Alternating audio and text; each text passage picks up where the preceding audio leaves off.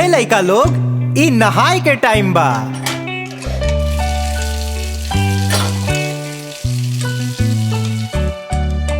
चला चला नहाय के बा, पर हम भीग जाइब, मगर तू साफ हो जाइबा।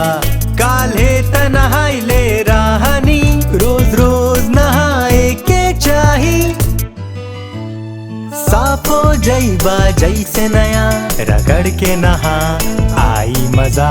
साफ हो जाइबा जैसे नया, रगड़ रगड़ के मल मल के। घस घस मल मल घस घस मल मल, घस घस मल मल घस घस मल।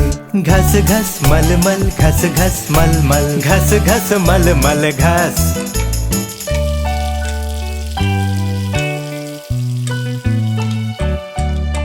चला तो हर हाथ धोई, साबुन खत्म हो जाई। ओकर खाती मत घबरा, हमके लागता पानी बहुत सारा बा। साफ होए खातिर बहुत सारा बा। साफ हो जाइबा जैसे नया, रगड़ के नहा आई मजा। साफ हो जाइबा जैसे नया, रगड़ रगड़ के मल मल के। घस घस मल मल घस घस मल मल, घस घस मल मल घस घस मल। घस घस मल मल घस घस मल मल, घस घस मल मल घस।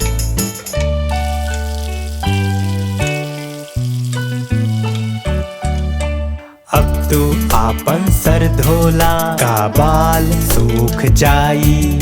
हाँ बिल्कुल सूख जाई। पोंछब जा बाल तावल से, पोंछदा सब सूख जाई। साफ हो जाइबा जैसे नया, रगड़ के नहा आई मजा। साफ हो जाइबा जैसे नया, रगड़ रगड़ के मल मल के। घस घस मल मल घस घस मल मल, घस घस मल मल घस घस मल। घस घस मल मल घस घस मल मल, घस घस मल मल घस। हाँ मजा आइल ना? अब तू अपना स्कूल जा सकेला। Bye by.